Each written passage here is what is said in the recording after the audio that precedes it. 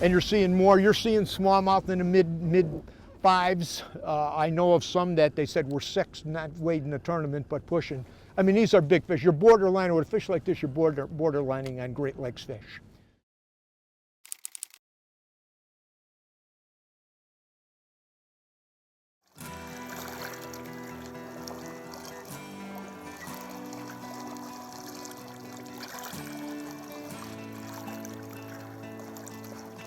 Drag it in this mid-range water. Oh, Ron, feels good. Big brownie. Nice brownie. Now this time, how about me netting this one? I had another one with, there was another one with him. Oh yeah. Look at that, baby, huh? Now we're gonna net this one. No, I got her. You got him? Yeah, I got her. Now you had 4 in a row on that 5-pound test line on me. I got her.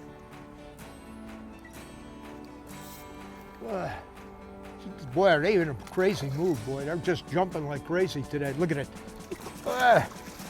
Whoa. Whoa. All right. Come up. You want to jump again? You want to jump again? You gotta take him so easy, Ronald. Ronald's really mad at me because I dumped a couple of big ones. You don't like. I could have. You don't like that light line stuff. I know that. You gotta be so careful. Yeah, you know, I'm really down to very light. So just play him out. I ain't gonna meat hog him like I did the last time. It was a fat one too. Come here. Yeah, you're a nice fat one. Look at that baby. Look at that chunko, man. Huh? A nice chunko. Look at that one, Ronald. That's a gooder. That's a good fish. Oof. That's the reason to come down here in the wintertime to chase these fish like this. That's a really, really, really nice smallmouth.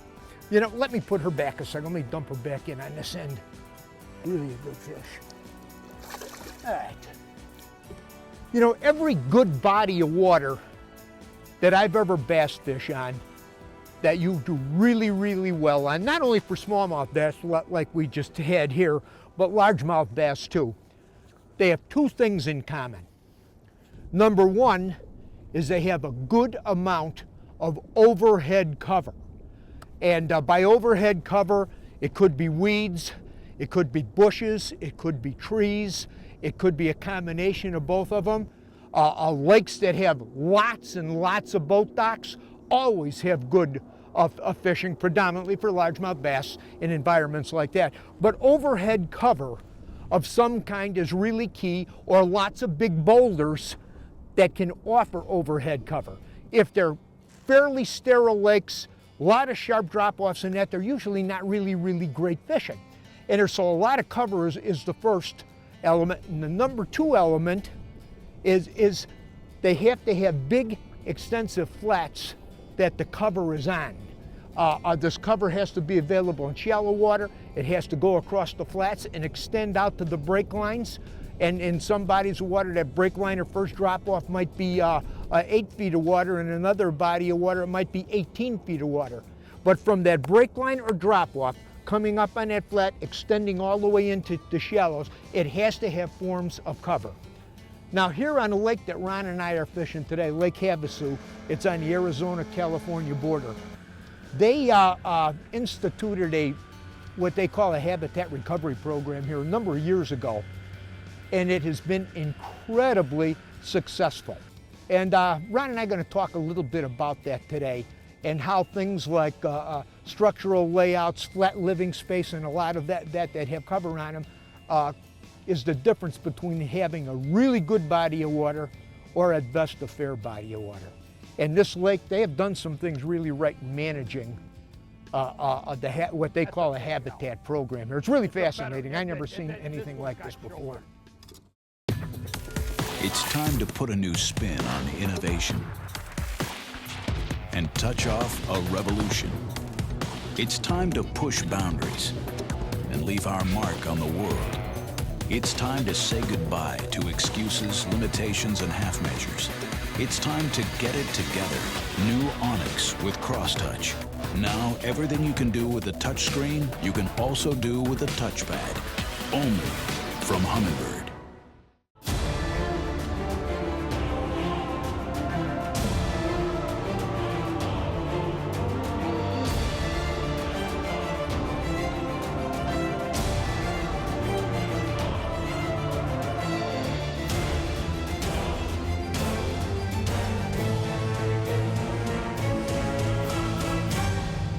There's no place like this. I can't even believe it, and it's huge.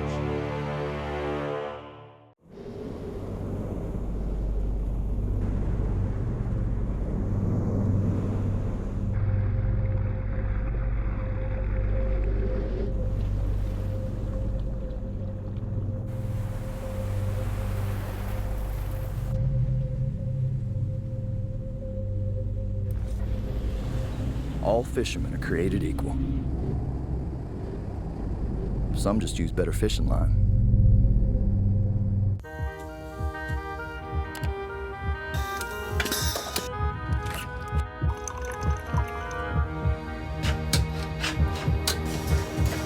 First one. Oh, big one.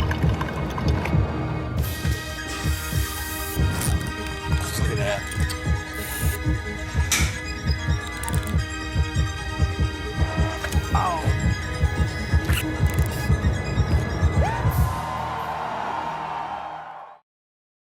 Closed captioning provided by Northwest Ontario, Canada. Yeah. This one's got some, shoulders. yeah, this got some shoulders on her. Come on, baby. You're probably going to have to problem net 'em for bending me, over. Elvis. Had a little With surgery this- to deal with. Oh, that's a good fish. That's Ron. big fish, That's big good fish, big fish. Ah! And don't lift. You gotta give it one more lump. There you go. Get a lock on her. You got her? Got her. That's, That chest of yours okay? yeah, I'm fine. I'm fine. Look at this. By the way, that's the old Canadian trick. The black fly, we call it. Dragging, and really that's all that seems to work out here. We went through a lot of tackle, a lot of different kind of tackle out here.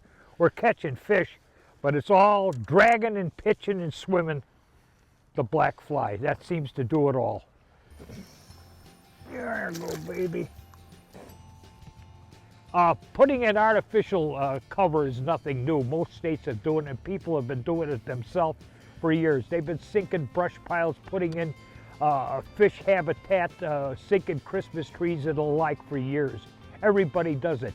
But nowhere have I ever seen anything to match what they're doing here in Arizona, because they've got artificial structure for each kind of individual fish that you don't see in a lot of places. The Arizona-California Bureau of Land Management are no strangers to large tasks, from the building of the Hoover Dam to the removal of the London Bridge brick by brick and relocating it to Lake Havasu City. These were no small feats, so when it came to local fisheries management, they were ready for any task. Launched in 1993, the Lake Havasu Fisheries Improvement Program was the largest and most comprehensive warm water fisheries project ever undertaken in the United States. The project had three goals. 1, increase sport fishing opportunities in Lake Havasu. 2, improve access and facilities for shoreline anglers. And 3, help the forage base increase, therein helping predator populations to also increase. What they did is unprecedented. They built fish habitats specifically for species in the lake and put them in key locations. For example, in the deep water, they built what they term crappie condos, and in the shallow water, they built bass bungalows. There were traditional brush pile bundles built, fishing trees, and catfish houses. They put in tons of cover in over 800 plus acres of the lake. This was a massive undertaking. A couple years after the habitat was introduced, the lake became infested with quagga mussels. These little creatures covered the artificial habitat and gave it a more lived-in look. Needless to say, the bait fish and predator fish loved their new homes, and the population of both just skyrocketed, making this a premier bass fishery in the Southwest. Now what was almost a sterile environment with large food shelves but no cover has large food shelves with an abundant amount of cover to support the fish.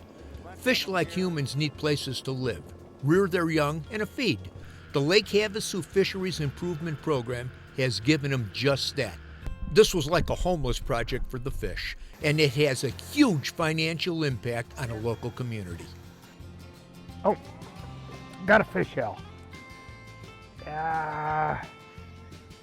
Coming up on Yeah, you, looks like. I don't know. I may or may not need to, I don't know yet. Don't feel that big now. At first he felt good. I think it's a medium You don't want to size. break?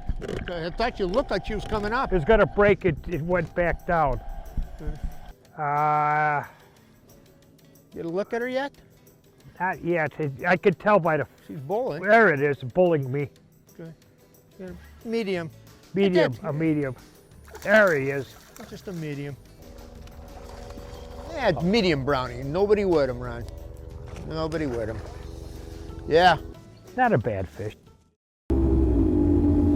Where we headed? Rocks. Better go with the swinging rugby jig. I know what to do. Thanks. It's articulated, swinging head. Let soft plastics move naturally and freely. I know. I designed it. Plus, it's got that extra long Z-bend hook that you love. And it's got... Oh, God! Hey, little help here? Oops, I'm sorry. Did you say something? Come on, help me. Turn this bag over.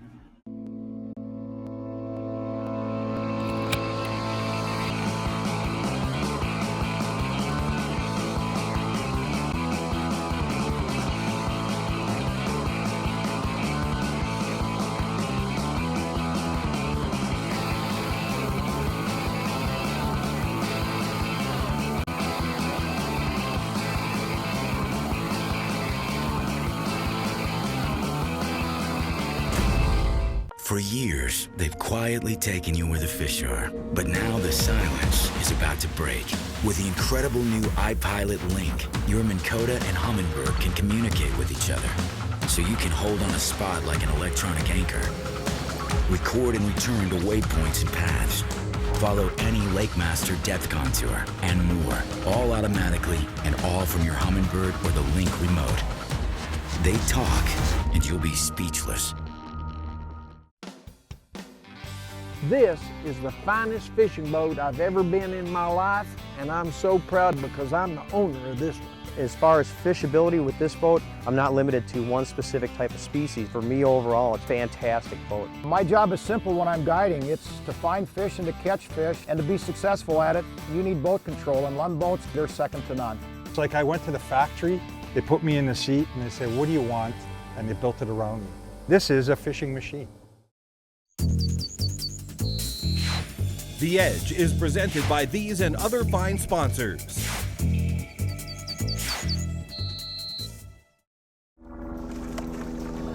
Nice one. Nice one. Want to jump again? Play a little bit? Like to play a little bit, huh?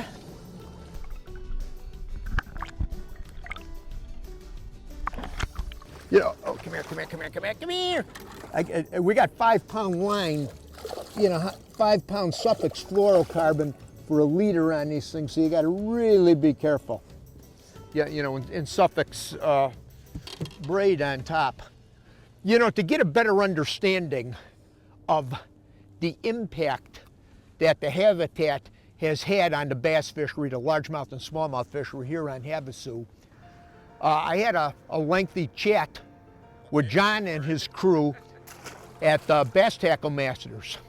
Now there's a bunch of tournaments that happen on this lake every year, and John has got a release boat. And he monitors all the largemouth bass and all the smallmouth bass that are weighed in every single tournament, and the split of them. There might be 65% smallmouth in this one, 35% largemouth, and vice versa, depending on the season. So he watches all of this stuff, and it's been fascinating to hear him talk about the impact of the habitat on this fishery, not only for quantity of bass, but size of bass, and some interesting comments on the aquaga mussels after they got in here and how they impacted the habitat in the bass fishery. Just listen to some of the things that he had to share with us. When the habitat program started back in 1993, and it ran for about 10 years, there was a lot of questions as to whether that was going to really help the fishery or not, because when the program was complete, the PVC piping and the orange highway fencing stood out in the water like a sore thumb, and the fish tended not to use it very much. In fact, local anglers had to target rock and wood just like they would if the habitat had never been there. The thing that changed everything was the quagga mussel infestation that we got around 2005, 2006. It covered all the habitats, made them look natural, and fish started using the artificial habitats, which now look like normal things in the water like wood and rocks. So fishermen today target that specifically, and it holds the biggest fish in the lake now. And the economic impact has been huge. The numbers of fish that can hold in the habitat that are protected from predators has made a world of difference on our lake. The smallmouth population has exploded here. In fact, in the springtime, you'll see hundreds of fish over 5 pounds weighed in local tournaments, and 3 to 4 pound smallmouth is just nice fish. So, and it's changed so much just in the last few years. The red ear population exploded in the last 5 years with multiple world records now, multiple state records. You know, red ear over 5 pounds is not common really anywhere in the country, but because of our heat and our long growing season for fish, combined with quagga mussels, which Game and Fish currently is exploring whether they're actually eating the quagga mussels or not. Local fishermen for a while have kind of believed that, and the size of our red ears, I'm sure, have confirmed that they are definitely eating those quagga mussels. So we want to protect that panfish here in the lake so they continue to keep our quagga mussels at bay. It's made a big difference on the lake.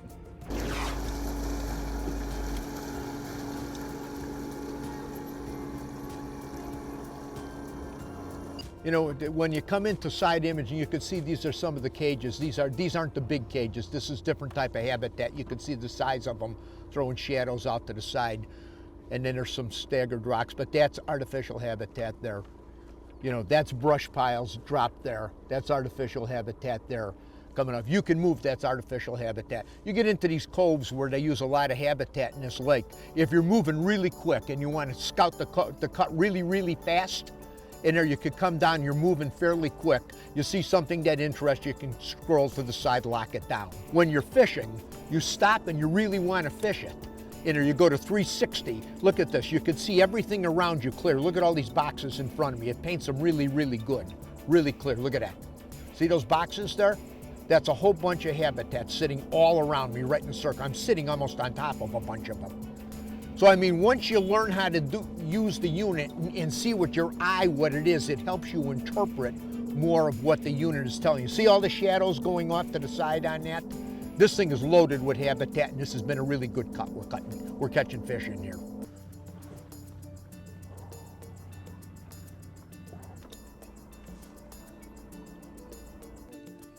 You're gonna need a net, Al. Not a little guy, just a medium.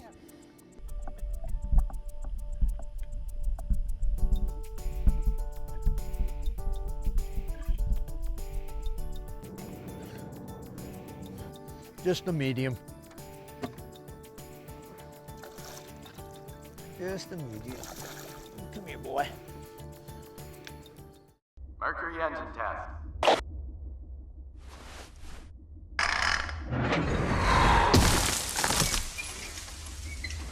Toughness you can rely on. It's good to have Mercury behind you. We're always looking for a secret to success, like lures, legs, spots. Here's one mechanics have been using for decades to solve fuel system problems. It's seafoam motor treatment. Seafoam helps do the few important things exceptionally well. Removes harmful engine deposits, controls moisture, stabilizes fuel for up to 2 years, and adds lubrication to fuel, so engines run cooler and last longer. To me, this stuff is like a miracle in a can.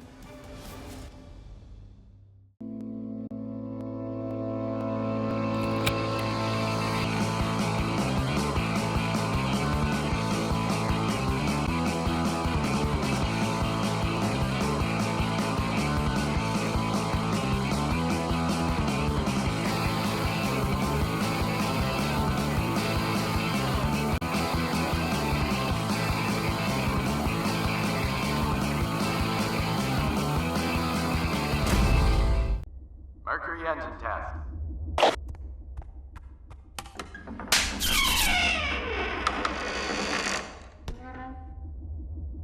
Lightest 115 horsepower in its class. It's good to have Mercury behind you.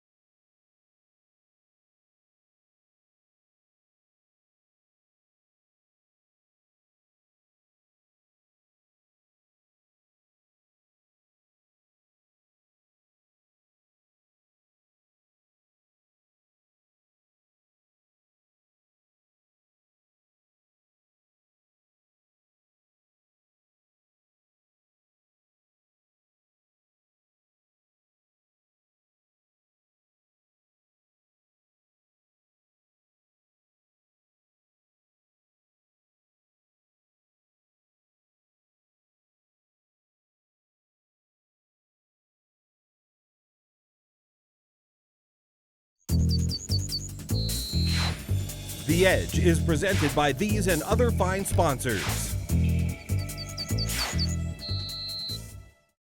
Come here, come here, come here. Whoa. Come here, come here, come here. Oh. Just a mediocre. Looks almost like a little buck. It is a buck. Comparison to them other ones.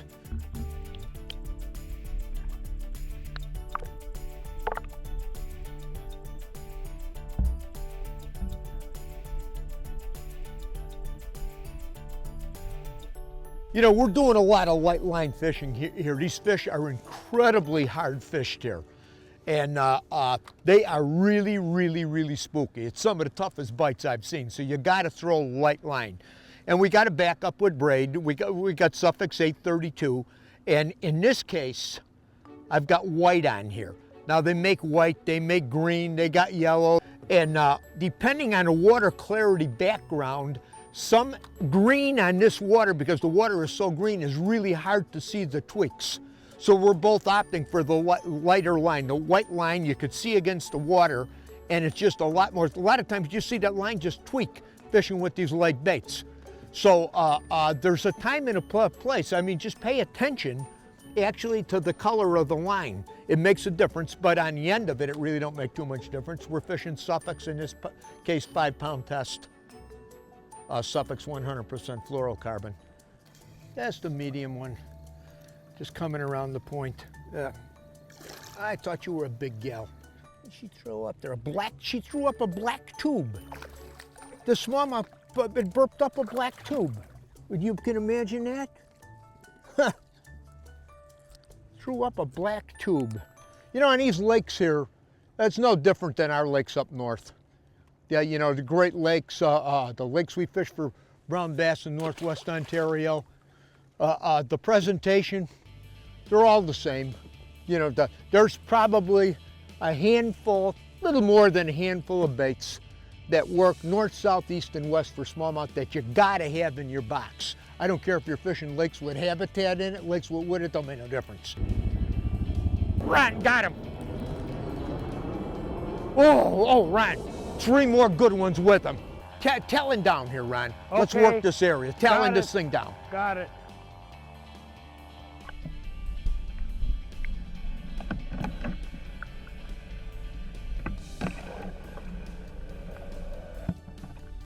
But you get in an area like this where you got these fish, you could see some fish kind of cruising and moving. They're all smallmouth that we're seeing. So that talon, in a lot of cases, if they get real antsy on moving them around here, a lot of times you just talon down and fan cast and work an area. And you'd be surprised at how many fish you could catch. That's been an incredible tool since it came on the scene. I gotta take it real easy with this one, Ron. I mean, she's a big gal. It was really interesting to me, look at that, to hear John talk about what the lake used to be and what it is today. You know, from everything that I've seen and experienced here in the years that I've been fishing down here now, I really fell in love with this area in the wintertime. The point of this whole show is really simple. When you're looking for a lake that you want to catch a lot of fish in, make sure it's got the cover and it's got expansive flats with cover on it if you're a bass fisherman. It really is that simple. I don't care if you fish north, south, east, and west. Good fish, Al.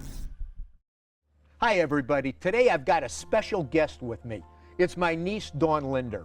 Over the years, we worked together on a whole lot of projects. Everything you could think of, from tournaments to television scripting to press releases, you name it, we've been involved in a lot of different things. Through many years at In-Fisherman Communications Network, and which was a family business, we sold that, started Lindner Media Production with her brothers, and then we got involved in the Edge television series. And then one day, well, we had to let her go. That's right, Al. And rightly so. I had gotten to a place in my life where I could no longer keep going under my own steam, and life was looking very, very bleak. I had allowed outside forces to really steal away my joy and my peace, and a lot of things had gone into that. But I had felt about 2.5 years ago, I had gotten to a place I was just very lost and very broken and very, very empty. And I had nowhere to turn. I had to realize that there had to be something greater than myself to turn to. And I'm very thankful that all of the things that are pointing towards First Light on the Water, the Bible, all of your encouragement, really put me back towards getting my life right and examining my life and surrendering my life to a power greater than myself. And when I did that, I can honestly say that Isaiah 61:3, God will give us beauty for ashes. And He has certainly done that in my life, and I'm so blessed and thankful. Today I am joyful and free and happy and full of life again. Things that I had been missing, things that were broken in me for years that I hadn't dealt with. So it feels very, very good, and I'm happy. Hey, God's Word has the power to change lives. All you got to do is step out and receive it and act on it. That's right. Hey, from all of us here at The Edge, you have a great fishing season. We'll see you on the water. I love you, honey. I love you too.